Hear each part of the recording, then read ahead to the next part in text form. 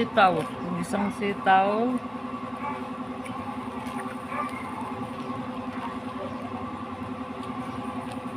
Lumpia.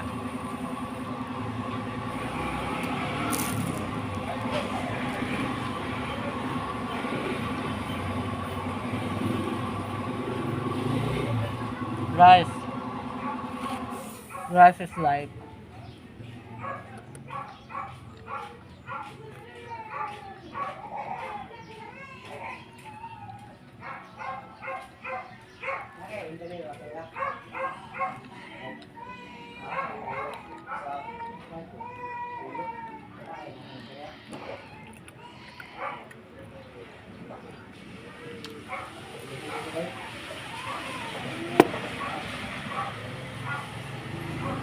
Kape pero ubos na. Nauna ang kape.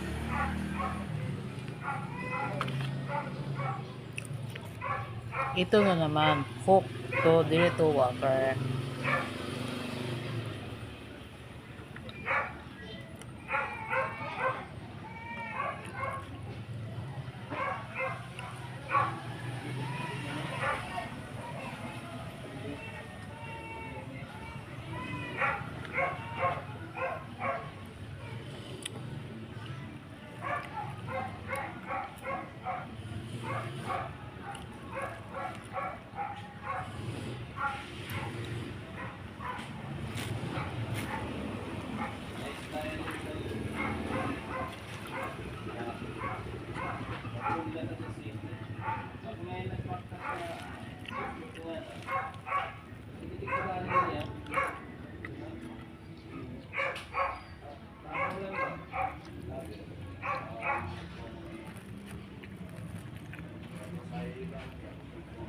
Ganito po yung buhay ko dito eh. Ako lang mag-isa pero di na ako gumagamit ng plato at saka baso para tipid sa hugasan kasi wala akong utusan. Isa pa wala kaming tubig na sarili. Ang ano namin dito, bumibili ako ng dumoy at saka salod ako ng ulan pag may ulan. Kasi hindi pa kami nagpakabit ng water district sa ngayon kasi wala pang budget eh. At saka mahirap din ang sitwasyon kung pa ura-urada kami magpapakabit at ito maraming magulo pag sa tuwing bayaran na. Ito first month bayaran pa nila ang tubig pero magulo na eh. Dami ng mga chitseboritsi. Kaya ito ngayon, titiis muna ako ng bibili ng dumoy. Magdumoy muna ako at saka ulan, pero yung inumin, yung water ganito. Minsan ito, pero bumibili ako ng yung nasa galon na malaki. Yun, kung nakita nyo po yun, kung makita nyo, yan, ito po yung binibili. Yan po yung pangluto ko, pang-inom. Tsaka magre-refill din ako minsan sa ganitong mga bote kasi makakamura tayo nito kaysa doon sa pag bumibili ka talaga ng tubig tulad nito. Ito yung tubig namin, itong Nature Spring. Mahal kasi yan eh. Wala na akong ginansya. Wala na kaming ginansya pag gagamitin ko pa yan. Kaya nagre-refill ako dito. Dito ko nilalagay. Tapos lagay ko doon sa rep. Lagay ko sa rep para lumamig. Tsaka ito, tapusin natin kain kasi nawalan akong gana. Tulad ngayon, no, meron na naman dumating. Kila man? 1/4? 22. Oo. Kung meron. Diyos ko, wala rin. Meron pala. Dali lang po ha. Dali lang po. Talagang bubuhatin ko pa to eh. Yeah.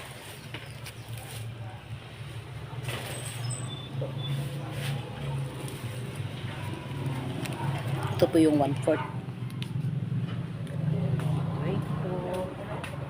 pesos. 22. Kailangan ko bang balutin? Di na. Di na. Kaya salamat. Sabi ko sa inyo eh. Kumakain na lang ako. Meron pang bibili. Hindi sila. Kaya wala rin akong palitan dito. Kasi yung anak ko mamaya pa yung hapon. Pero pag hapon, dalawa kami ng anak ko. Kaya makapag adjust naman kami. Pag mayroong tao, ganoon.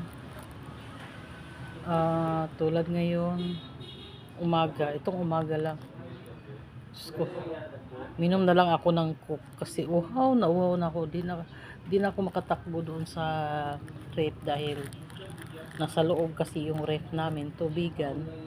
Tsaka yung customer, mahirap pag iwanan mo. Maiwan.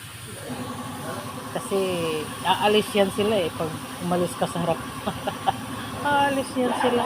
Lilipat naman. Wala naman kaming katapat dito ng tindahan. Pero siyempre pag nandoon sa unahan, nandoon na lahat eh. Grocery yun eh. Kami dito selected lang ang aming binibenta. Hindi kami nagbibenta lahat.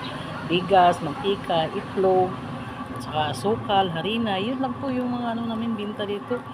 Harina, tapos mga kape, yung mga bitay-bitay, yun lang. Pero itong namin, bagsakan kasi yung presyo namin dito para ma-pull out na ang lahat. Tsaka meron na namang panibagong pumasok. So, yun po ang style ng anak ko.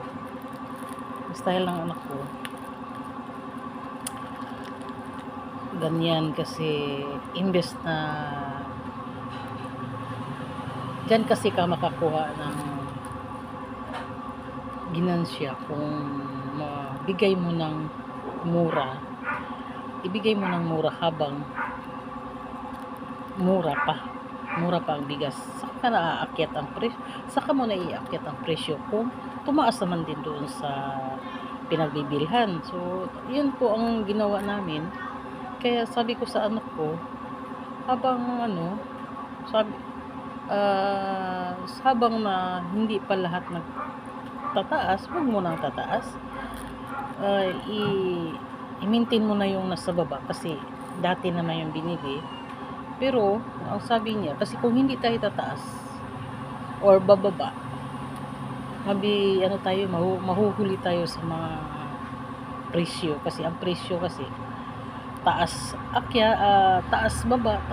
So pag bumaba, baba din kami. Pag tumaas din kami. Wala na kaming magagawa kasi kailangan sumabay ka sa kanila para maubos yung tinda.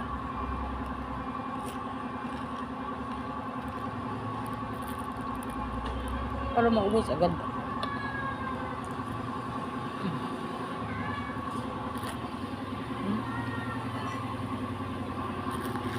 Kaya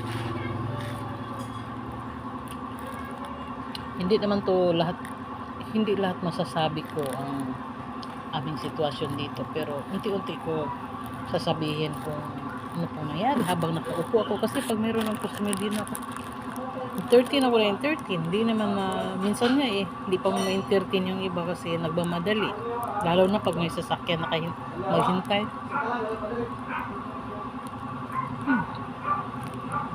Talagang buhay ko dito.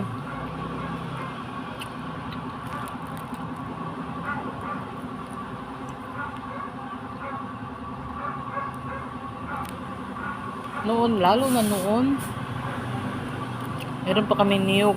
Kuday. Yung niyog namin, nagpipila yan sila dyan. Magpakudkud ng niyog.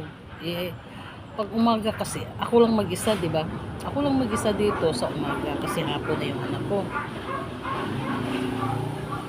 Tatanungin ko muna yan sila kung anong binibilhin nila para mauna ko na yung madaling gawin kaysa niyog kasi matagal na yung niyog. Matagal kasi kudkurin ang niyog. Basta, Diyos ko day, ang itsura ko. Grabe talaga yung itsura ko pag tapos ko ng kudkud sa niyog. Pero masarap sa damdamin na pag natapos mo yung gawa mo, masarap masarap pakiramdam mo. Pero kung wala ka namang customer, wala ka namang binta, parang tamlay yung araw mo. Wala kang, hindi ka masigla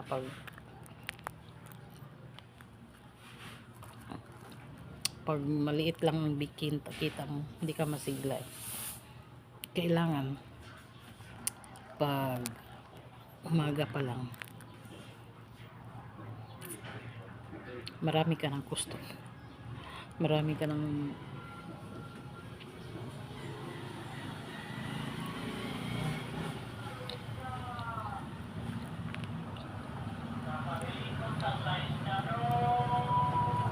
kailangan kasi yan.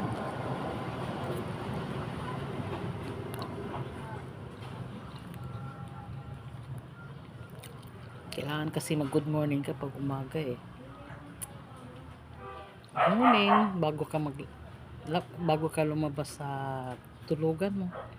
Ako kasi ang ginagawa ko,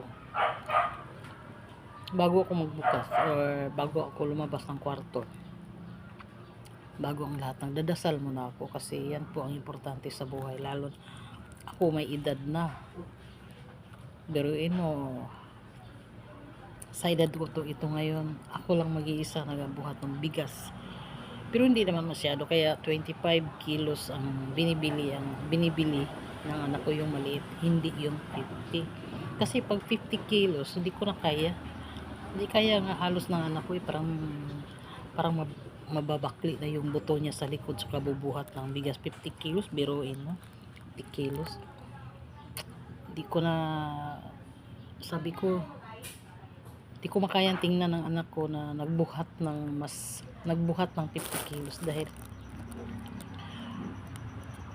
mabigat nga sa tingin ko pa lang. Kahit kayo tingnan yung 50 kilos bubuhati ng tao, yan siguro masasabi nyo yan na kaya niya yan.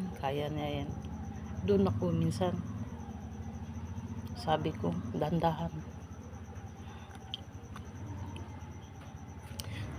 lang kasi ang buhay natin ay hindi palagi na ganito, kaya ingatan din natin ang katawan kasi ang bigat ng bigas. Tapos ang iba nagmamadali, sabi ko dandahan lang, makahintay naman yan sila pag sabihin na dali lang kasi busy pa yan.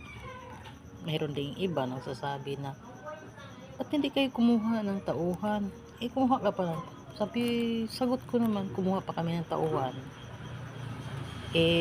kulang pa nga sa amin yung kikitain namin. Kulang pa sa amin ang kikitain namin kasi may magkano man lang yung tubo namin dito, tapos kukuha pa kami ng tauhan. Nagro-rolling lang po kami, kung ano yung benta namin sa 2 araw, yun bibili na naman or tatlo, kasi tatlong bisis sa isang linggo nagma-market yung anak ko. Yun lang po muna.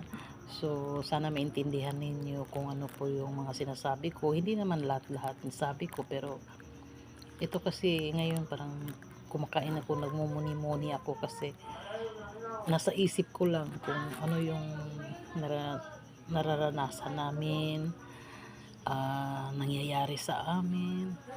Kasi noon talaga, kung malalaman nyo lang kung ano po kami noon, makaka-relate din kayo kung ano kami noon, sa isang iba noon iba ngayon, iba noon yung buhay namin noon. Sobrang hirap talaga. Ngayon kakaraos naman kami, kakain kami sa isang araw 3 beses, okay na po sa amin yun. Hindi na kailangan na bibili-bili ka kung ano-anong kikita mo. Sa akin hindi na kailangan yun kasi sa edad ko ngayon hindi na kailangan yung magsayang ka ng pera Kasi naranasan ko na rin kung paano ako kumita pagdating ng, pero yun pala, daan lang yan sa buhay mo, dadaan lang yan sa buhay mo kung ano yung hirap mo noon, tapos tatrabaho ka, meron kang kita, tumira ka sa magandang bahay, hindi naman sa'yo. Sumakay ka ng sasakyan na maganda, hindi naman sa'yo. So, ang sa'yo naman doon, sasahuran ka lang, okay na. Okay na kami. Okay na ako doon. Pero hindi pa alam natin kung ano ang susunod na mangyayari. Kaya ito na po yung nangyayari sa amin ngayon. Mahirap man pero masaya. Mahirap man masaya. Tama lang makakain kami sa isang araw 3 bisis. Tama na, hindi na po tayo magsasayang ng pera kasi mahirap maghanap, mahirap magtrabaho, hirap maghanap talaga. So, yan lang po ang aking i-share sa inyo. Pakunti-kunti lang po muna kasi wala pa po akong kakayanan na gamit para may video ko po lahat kung ano po yung dapat. So, maraming salamat kung sino po yung nanonood sa akin ngayon. Kayo na pong bahala umiintindi sa akin dahil alam ko na mayroon talagang manonood kahit pa isa-isa. Naintindihan ko dahil bago lang po ako sa itong sitwasyon na to. Bago lang po ako. Maraming salamat sa inyo. Maraming salamat. Kailangan ko lang po ang tulong ninyo. Kung ano pong meron, tatanggapin ko. Kung ano meron pong bibigay niyo sa akin. Alam niyo na kung ano po yung kailangan ko. Kailangan ko po talaga sa inyo. Subscribe. Thank you for watching na lang. Kung sino yung nanonood, maraming salamat sa inyo. Subscribe niyo na lang po ako. Salamat po. Salamat sa inyo. Salamat. Bye. Good morning.